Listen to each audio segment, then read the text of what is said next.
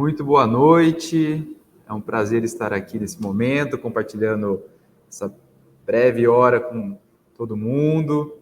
Gostaria de fazer um agradecimento ao movimento LGBT, gostaria de fazer um agradecimento também à Agência Nautilus, especial a Leila, que está nos bastidores nos ajudando, também à Faculdade Anhanguera que eu trabalho, sou professor aqui, também sou advogado, já me apresentando, né?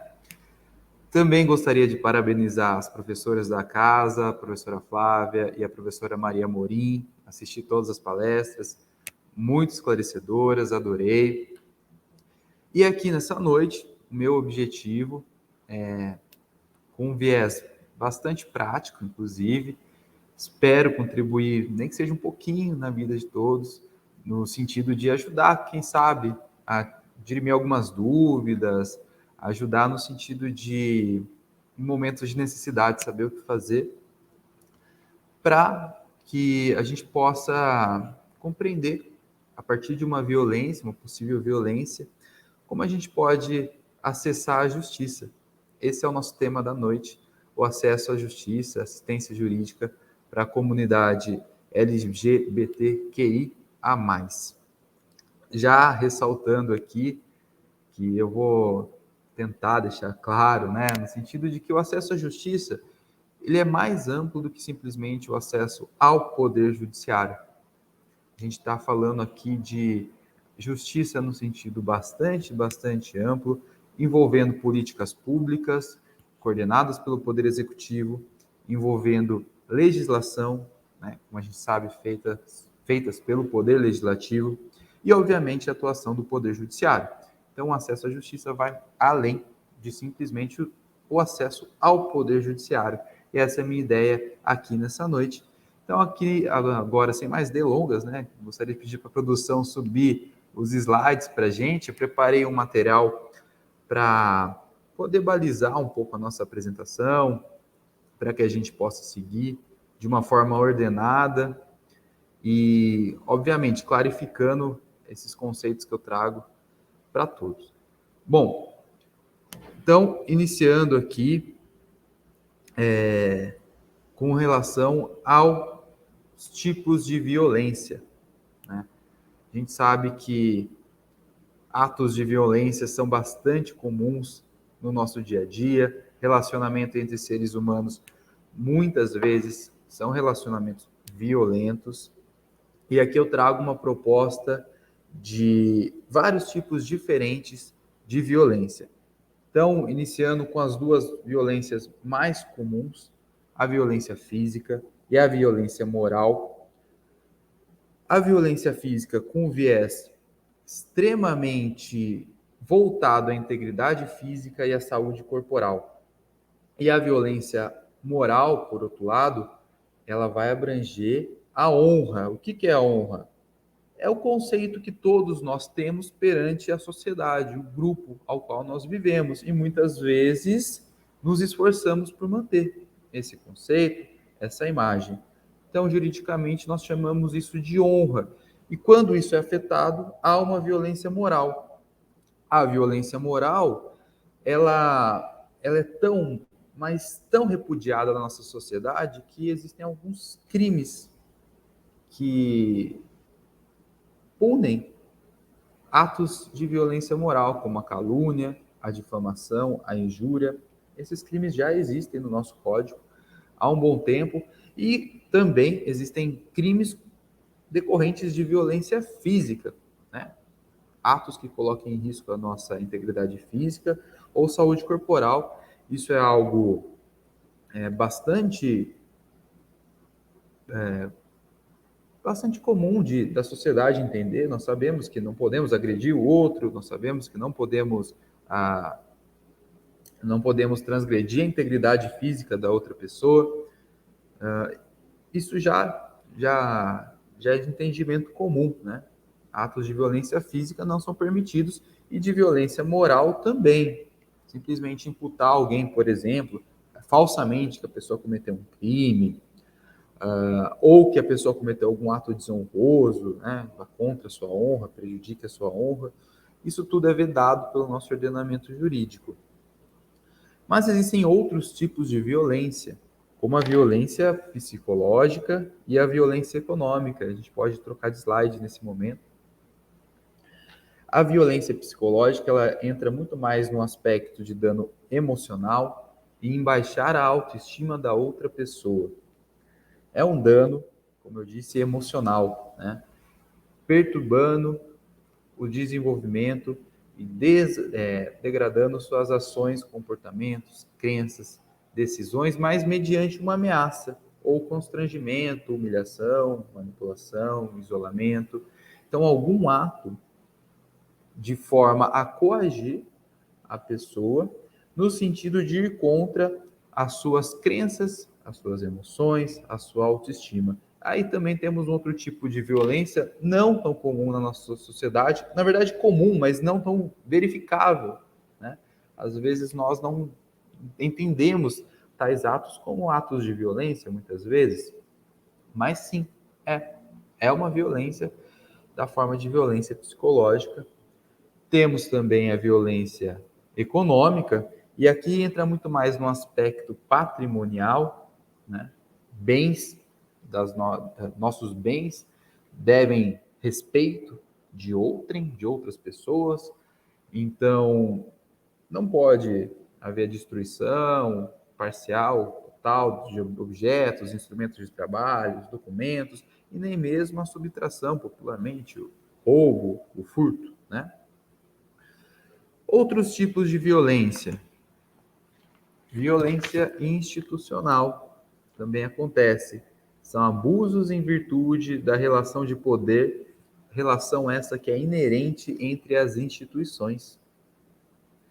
Então, é o abuso de poder institucionalizado, isso pode acontecer em qualquer ambiente.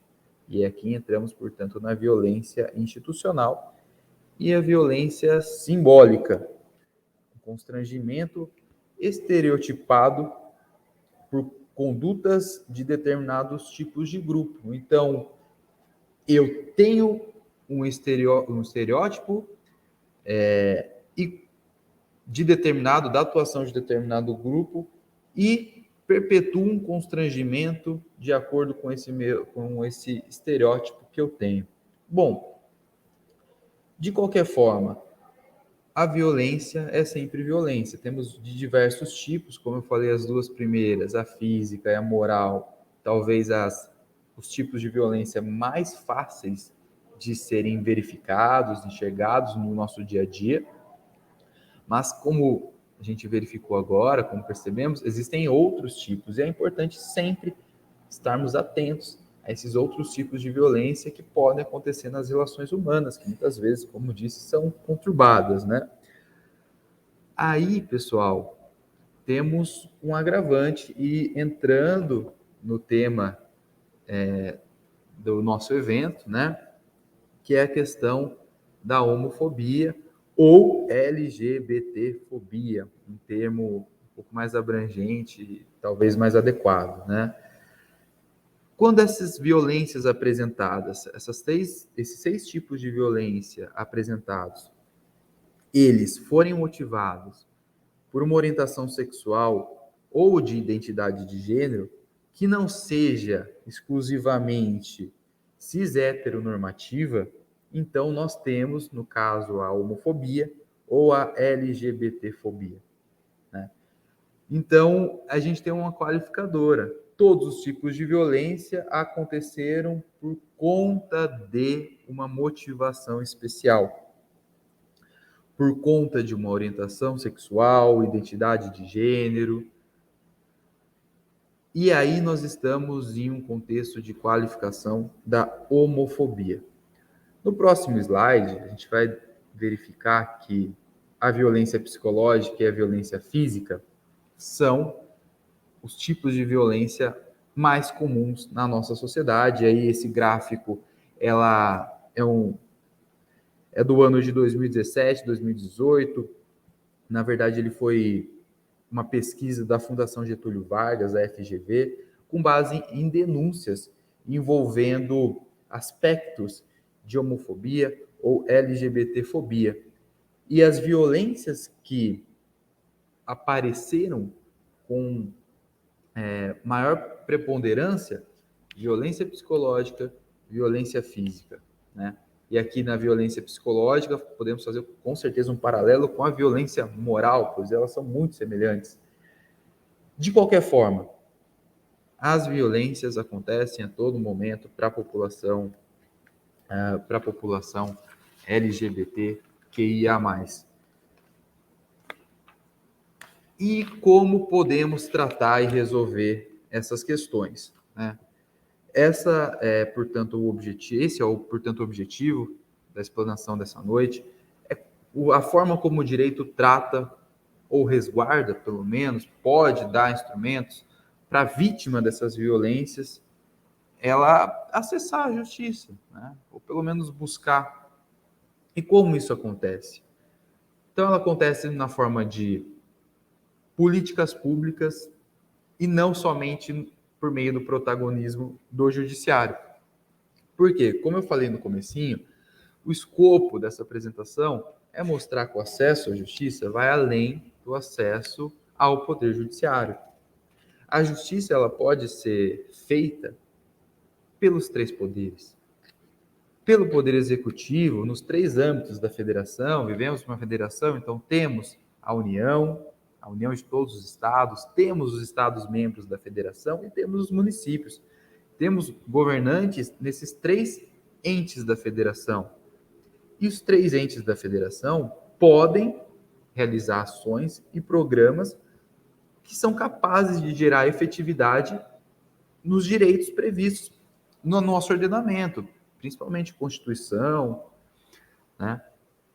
E como ele faz isso? Como esses governantes fazem isso? Por meio de políticas públicas.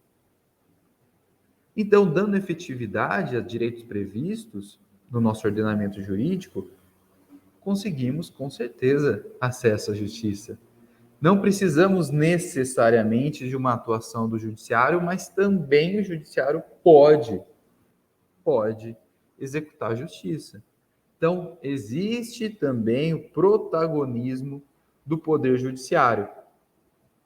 E aqui, pela nossa vertente, né, o protagonismo em prol da população LGBTQIA+, e alguns exemplos. Eu trago alguns exemplos de atuação que o Poder Judiciário, de decisões que vem tomando e abrindo precedentes para conceder direitos a essa população, como, por exemplo, a pensão previdenciária para cônjuges, a questão do nome social, no aspecto dos trans, por exemplo, reconhecimento de união estável, casamento civil entre pessoas do mesmo sexo, um julgamento recente que derrubou a norma da Anvisa, que proibia a doação de sangue por pessoas por parte das pessoas LGBTQIA+, o enquadramento da homofobia como crime de racismo.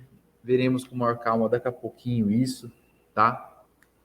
Então, veja bem, nós temos dois principais mecanismos de promoção da justiça: políticas públicas por meio do Poder Executivo e protagonismo do Judiciário, né?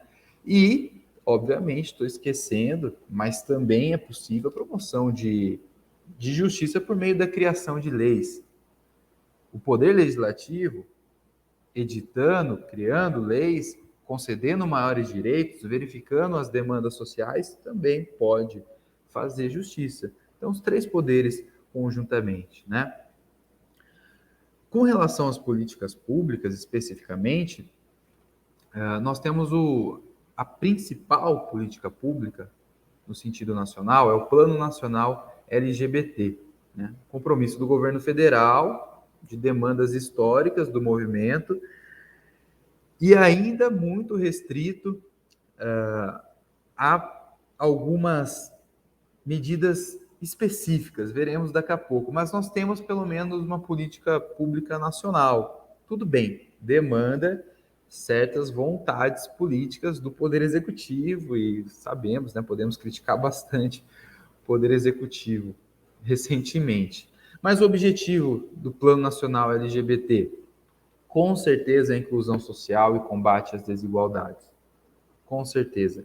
Como isso vai ser feito? Isso vai ser feito principalmente pela educação. E daqui a pouco a gente volta a falar sobre as políticas públicas, tá? Mas, avançando para o próximo slide, e talvez o aspecto mais fácil de entender, a forma de promover a justiça, o aspecto popular mais verificável de concessão de justiça para o povo, talvez seja na forma criminal, né? No aspecto, no âmbito criminal. Geralmente, a população entende que, olha, se tem um crime, aumento de pena, alguma medida o Estado está tomando. Então, partindo desse pressuposto, vamos entender um pouco a questão da criminalização da homofobia. E a gente pode ter dois tipos, dois gêneros massificados de crimes: os crimes de ódio e os discursos de ódio. Então, iniciando com a criminalização dos discursos de ódio, né? Dos discursos de ódio. É uma utilização negativa da liberdade de expressão, gente. Os discursos de ódio, nesse caso, eles vão limitar, sim, a liberdade de expressão, no sentido que a pessoa ela não pode simplesmente se expressar do jeito que ela bem entender. Como a gente viu, muitas vezes a expressão de uma pessoa em relação a um grupo, em relação às crenças de uma outra pessoa individualmente, em relação à honra de uma outra pessoa, a liberdade de expressão de uma pessoa em relação a outra pode sim ser um ato de violência. E podendo ser um ato de violência, a gente pode enquadrar em discursos de ódio. E esses discursos de ódio, tendo aspectos homofóbicos, transfóbicos, então aí, incluindo toda manifestação verbal, escrita ou oral com carga agressiva que incite ou promova a humilhação ou a inferiorização de grupos LGBT. Então, estamos diante de crimes de ódio que acaba sendo, com certeza, uma limitação ao direito também, um direito básico de todo ser humano, da liberdade de expressão. Mas veja bem, não é um direito absoluto. Então, portanto, estamos diante dos discursos de ódio, mas esses discursos de ódio já existem crimes que se enquadram, que a gente pode enquadrar, na verdade, melhor explicando, os discursos de ódio em crimes que já estão previstos. Injúria, calúnia, difamação. Nós vimos que esses crimes existem quando tratados da violência no aspecto moral. Então, quando ocorre um discurso de ódio, já existe previsão legislativa de enquadramento de crimes. O grande problema ocorre com relação aos crimes de ódio. E a gente pode passar para o próximo slide, com relação aos crimes de ódio, que aí sim, esses crimes de ódio, eles vão incidir especificamente sobre atos de violência.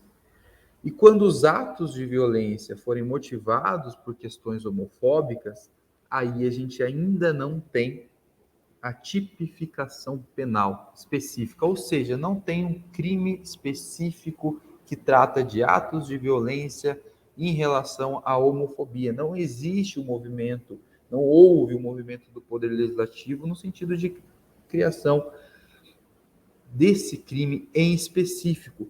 Mas isso não quer dizer que os crimes de ódio também não sejam puníveis. Eles são puníveis, sim. Então, os crimes de ódio em relação aos atos, tá? Daqui a pouquinho a gente fala um pouco melhor sobre eles, mas eu gostaria de explicar algo em relação aos crimes, a tipificação. Então, a gente pode avançar um pouquinho. E eu trouxe 2 exemplos aqui. Como que funciona o esquema? Com relação a alguma qualificação criminal, né? Exemplo, homicídio simples. O que é um homicídio? A legislação traz a descrição, é matar alguém. A pena do homicídio, reclusão de 6 a 20 anos. Pena mínima e pena máxima. Homicídio simples. Porém, trocando de slide, a gente consegue verificar que existem formas qualificadas de homicídio. Então, um grande exemplo, que é o feminicídio, é matar alguém. Só que, se esse matar alguém, esse crime, o homicídio, for praticado contra a mulher por razões da condição do sexo feminino, aí a pena é aumentada, tanto a mínima quanto a máxima. Aí a pena, então, portanto, é de reclusão de 12 a 30 anos. Então a gente aumentou tanto a pena mínima quanto a pena máxima. Existe, então, uma maior punição no nosso sistema em relação a uma forma qualificada de um crime já previsto, né?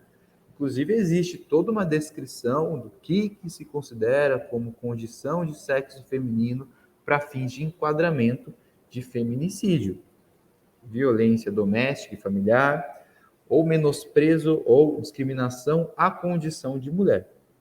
Então, na situação prática, ocorrendo esse ato de matar alguém, só que em condições, e essa pessoa, a vítima, ser mulher, e o homicídio acontecer por condições de ela ser do sexo feminino, nos moldes trazidos pela nossa legislação, que é o Código Penal, no caso, então a gente tem, portanto, um enquadramento diferente com aumento de pena.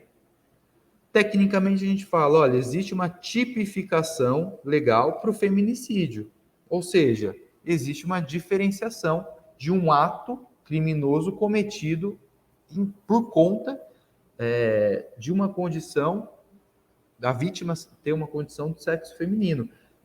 Então, existe uma proteção criminal maior por conta dessa qualificação. Bom, veja bem, a questão é o seguinte: existe toda uma crença popular de que quanto maior a pena, maior, portanto, obviamente, maior a punição do Estado, porém, existe uma crença popular de que os crimes vão acabar diminuindo de incidência. A taxa de crimes vai ser diminuída.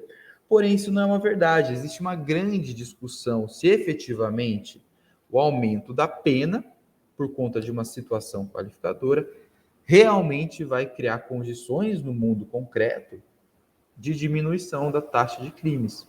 Existe toda uma discussão em relação a isso, existe uma ciência que estuda essa questão, que é a criminologia. De qualquer forma, fato é que o criminoso, quando for cometer um crime, ele não vai olhar previamente no Código Penal, verificar qual conduta que ele vai cometer tem a pena menor para cometer aquela de pena menor, né? Por isso, existe uma crítica muito grande que simplesmente, ou melhor dizendo, somente aumentar a pena não vai necessariamente resolver o problema do crime, da taxa de crimes. Porém, é uma resposta estatal, com certeza. É uma resposta. O aumento da pena é um agravante. Em relação à homofobia, especificamente, né, não existe a tipificação da homofobia ainda, tal qual existe para o feminicídio. Então, aspectos práticos para isso. Se uma violência justificada, não, se violência não tem justificativa, né? Mas pela visão do agressor, se essa violência foi consequência de um ato homofóbico, então, portanto, um crime de ódio, a gente não tem uma situação qualificadora de aumento de pena. Não vai ser feminicídio, né? Não, talvez não seja, não se enquadre. De qualquer forma,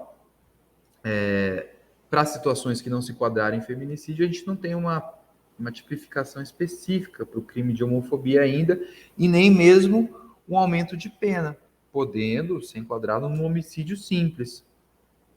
Isso significa que não existe proteção jurídica para quem comete crimes de ódio? Crimes que envolvem uma causa homofóbica? Na falta de na falta de legislação que tipifica o crime de homofobia, o Poder Judiciário ele interviu. Então, nós temos notícias, e no próximo slide isso deixa bem claro, notícias de decisão recente do STF que enquadra atos de homofobia a qualificadoras de crimes de racismo. Né? É a Lei 7.716 de 89. Essa lei cria penas especiais maiores para quando os crimes forem cometidos por conta de um preconceito de raça ou cor.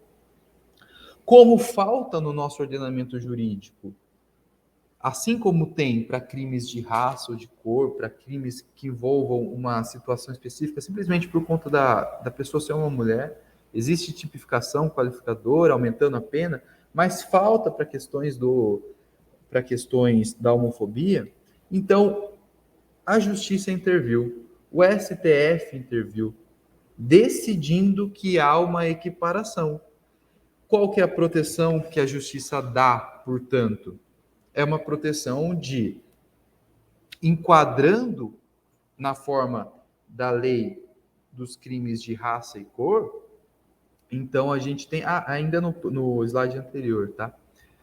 Enquadrando ainda, a gente tem uma proteção maior do Poder Judiciário, do nosso ordenamento jurídico como um todo. Então, quem cometeu um crime por razões homofóbicas, ele sim pode acabar incorrendo em penas maiores, mesmo da ausência de uma legislação especial. De qualquer forma, é importante que o Poder Legislativo ele crie legislação tipificando o crime de homofobia. Isso é uma opinião, tá? Por quê? Porque gera maior segurança jurídica. Uma decisão judicial é uma decisão judicial, tem importância, mas em uma nova provocação da justiça, a decisão pode mudar, por exemplo, às vezes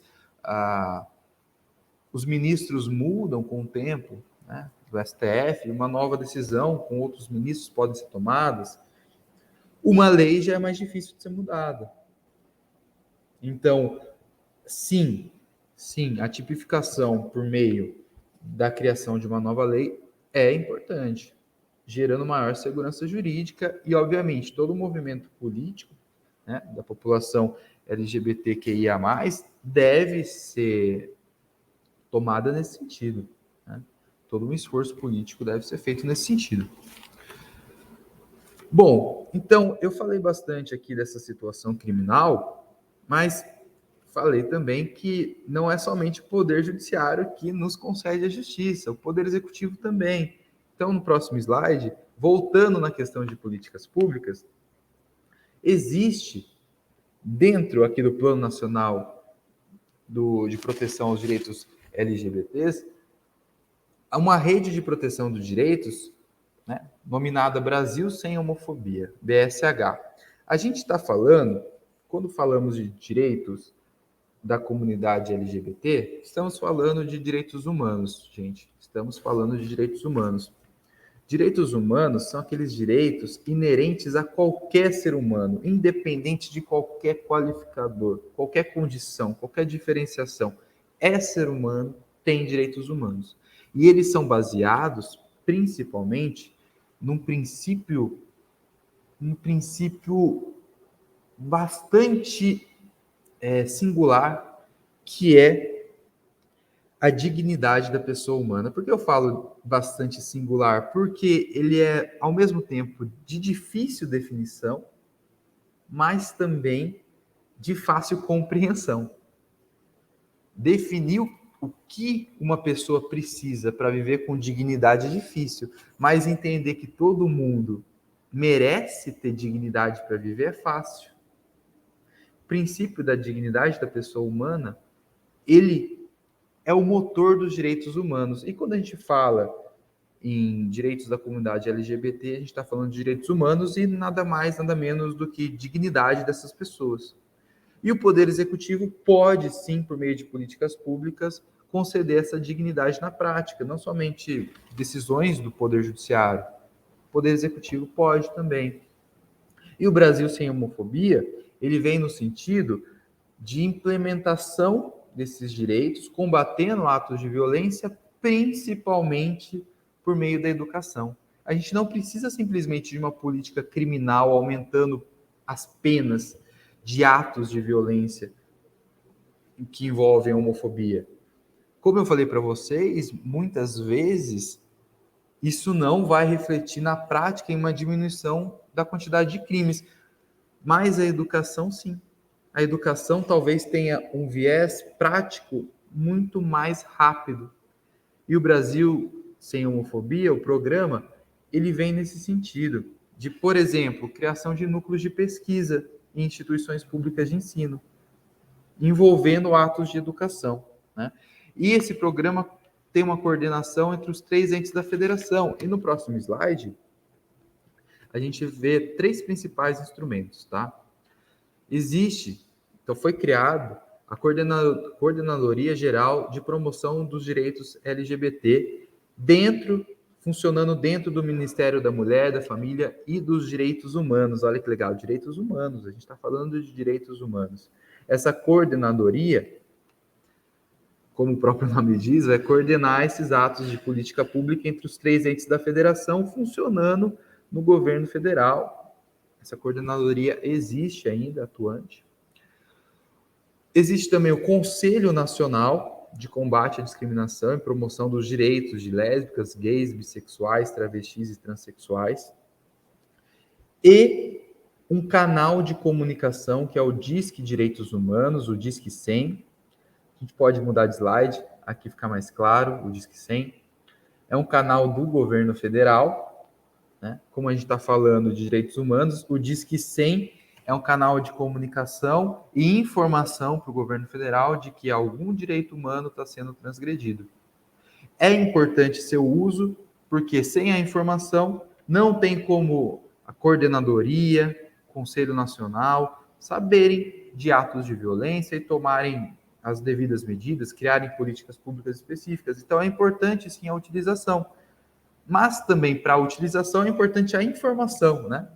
Então, é importante que as pessoas saibam que esse instrumento existe e que, uma vez que saibam que algum ato que contrarie direitos humanos, e não só atos de homofobia, outros direitos humanos, como direito à vida, direito à saúde, educação, né? Mas especificamente aqui, que é o escopo da nossa noite, do nosso tema, da nossa palestra, atos que envolvem violência com intuitos homofóbicos. É importante a comunicação. Então, o Disque 100, ele é possível de ser acessado via internet, portal do governo federal, aqui no slide tem o endereço, mas também no próprio portal consta telefones. Então, é um canal multiportas, a gente consegue acessar pela internet, pelo telefone. Como eu disse, toda política nacional, ela envolve os 3 entes da federação. Então, olha que legal, no estado de São Paulo, próximo slide, ele mostra isso para a gente, o estado de São Paulo também tem o seu canal de comunicação, envolvendo a Secretaria de Justiça e Cidadania. Existe um canal no justiça.sp.gov.br, é o canal estadual de denúncia, especificamente aqui, a algum crime de intolerância sexual, por exemplo. Veja bem, então, existe uma rede de proteção que a gente pode utilizar. Por meio dessa rede de proteção, a gente consegue ter acesso à justiça, ou pelo menos buscamos a justiça. Existem os caminhos, né? Os canais de comunicação existem. No próximo slide eu trago outras formas de comunicação, né? Ouvidoria da Secretaria de Justiça e Cidadania, a coordenação de políticas públicas de diversidade sexual do Estado de São Paulo, específica para o nosso Estado, a Defensoria Pública específica para a defesa de questões de diversidade e igualdade racial, mas também sexual. Tem o telefone, tem e-mail, tem site. Então, a gente tem canais, tem instrumentos. E a Delegacia Especializada de crimes raciais e delitos de intolerância, a DECRAD.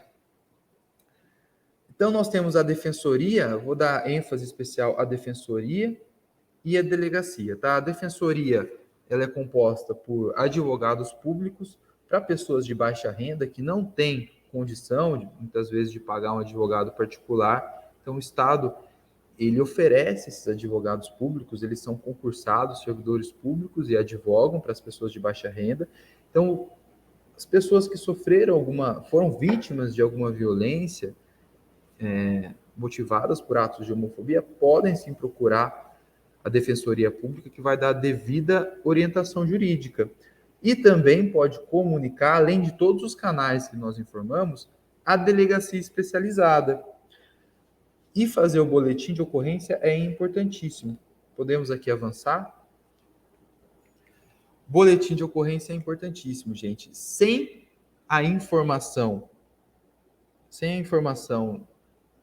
a polícia não pode fazer nada. A gente tem no estado de São Paulo a DECRAD, que é a Delegacia de Crimes Raciais e Delitos de Intolerância, como eu disse, aqui com foco maior.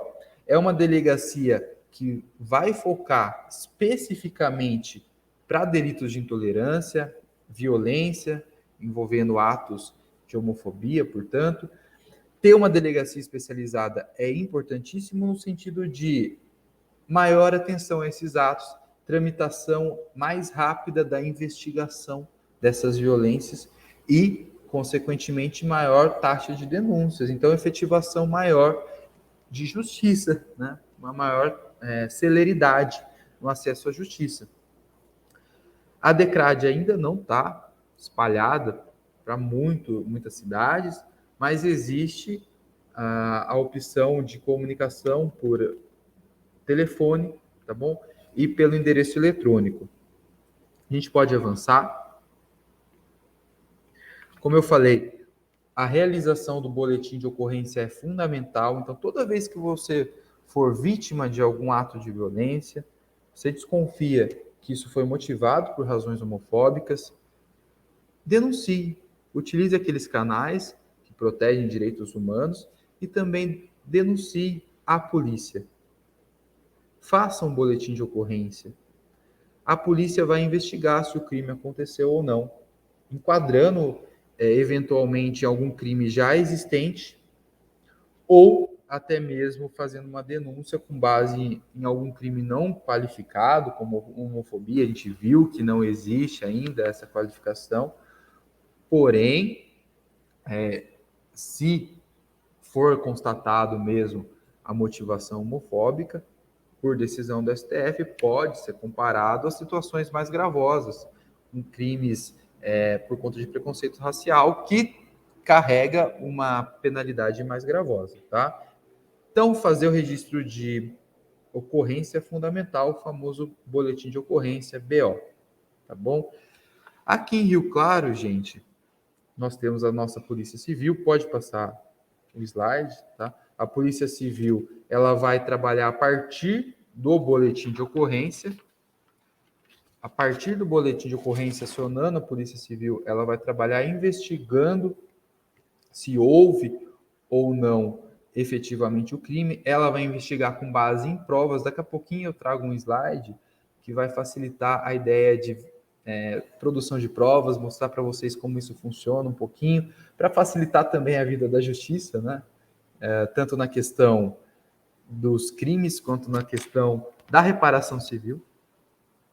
Por quê? Todo ato de violência pode ser enquadrado, como a gente fala, tipificado como um crime, mas também pode gerar algum dano patrimonial ou extrapatrimonial. Patrimonial, como o próprio nome diz, ao nosso patrimônio, extrapatrimonial, algum bem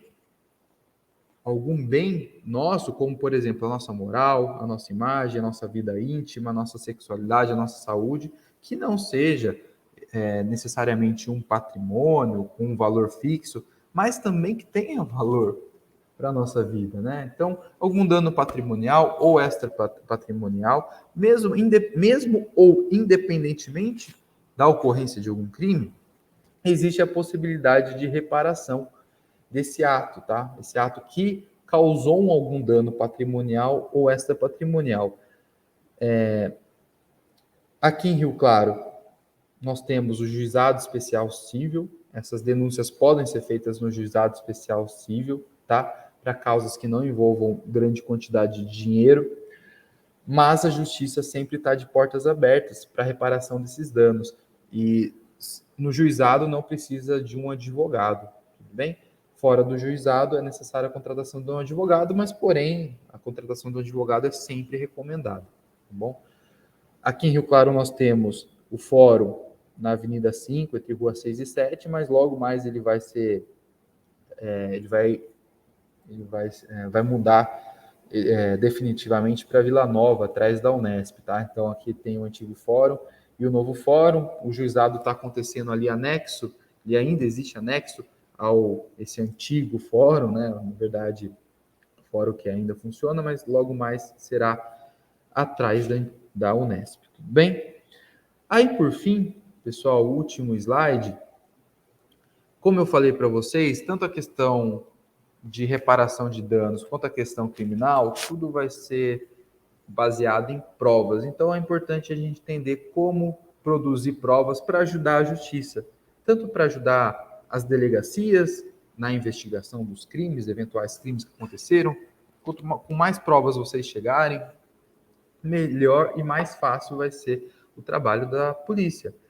E para a justiça é a mesma coisa.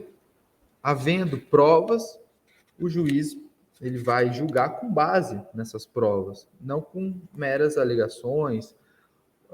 Então, as provas elas acabam sendo um elemento essencial para o acesso à justiça, para o acesso à justiça acontecer. E quais são os meios de provas existentes? Nós temos depoimentos, confissão, documentos, testemunhas, perícia e a inspeção judicial, que é quando o juiz sai ali do fórum e vai ver em loco o que aconteceu. Eu vou dar ênfase, gente, aos meios de prova mais utilizados, a prova testemunhal e a prova documental, tá? Testemunho, então, sempre que vocês souberem de alguém que testemunhou alguma vítima, alguma violência que vocês sofreram, converse com essa pessoa, veja se ela pode testemunhar, ela pode comparecer às delegacias ou eventualmente ao fórum para prestar seu depoimento. Obviamente, ela pode ser coagida a comparecer também, mas se ela puder, de bom grado, ótimo, auxiliando a justiça, o trabalho da justiça, né? Então, testemunhas provam as coisas, é importante a gente saber isso. Então, podemos ter em mente que se uma pessoa viu o que aconteceu, ela pode ser um meio de prova, tá bom? Documentos também provam as coisas. Só que os documentos podem ser adulterados, né, gente? Eu gostaria de fazer, como último tópico aqui conceitual, gostaria de dar ênfase à ata notarial. O que é a ata notarial? Quando eu levo algum documento ao cartório de notas, o tabelião, tendo fé pública, ele vai certificar que aquele documento ele é original. Ele certifica por meio de uma ata notarial. Isso serve para mensagens de WhatsApp, isso serve para postagens no Instagram ou postagens no Facebook, serve para e-mails, serve para conteúdos que estão em sites, os meios digitais, tá? Principalmente, grande parte das violências que podem acontecer atualmente, elas acontecem no meio digital, como nós sabemos. E só que o meio digital é possível de modificação, né? Unilateralmente, como a gente fala. Então, a gente pode editar o site, pode editar a mensagem. E se isso simplesmente chegar na mão de um juiz, por exemplo, ele pode não considerar como meio de prova. Então é importante saber que nós podemos fazer uma ata notarial em relação a esse conteúdo que tramita nos meios digitais. fazendo uma ata notarial no cartório de notas, a gente consegue dar maior poder probatório a essa documentação. Então, com base em tudo que eu falei agora à noite, gente, eu espero ter demonstrado para vocês como nós conseguimos ter um acesso à justiça, como nós facilitamos também, por meio das provas agora no final, a questão do acesso à justiça, facilitamos o trabalho do Poder Judiciário. Espero ter explicado e demonstrado que o Poder Executivo, ele também é um agente fomentador da justiça, e o Poder Legislativo, por meio da produção de leis e a importância de uma produção de leis específicas para crimes envolvendo a homofobia. Espero ter passado o panorama geral das questões, tá? Agradeço muito, agradeço demais a oportunidade de estar aqui novamente, gratidão. E também, por fim, acabei esquecendo no comecinho, né? Gostaria de corroborar com a campanha da instituição, da Anhanguera. Participem do sorteio de bolsas 100% gratuitas no curso de extensão. Então, quem quiser saber mais como funciona, acessem o Instagram da Anhanguera. Bom, tá aqui embaixo. E mais uma vez eu agradeço a oportunidade, agradeço a esse momento, espero ter ajudado, mesmo que minimamente, no esclarecimento de possíveis problemas relacionados à violência que todos possam ter passado e como resolver isso, como tratar, como trabalhar com isso, a quem procurar. Espero ter contribuído um pouquinho, tá bom? Agradeço, obrigado pelos parabéns, quem assistiu, e uma ótima noite. Muito obrigado, gente. Um abraço.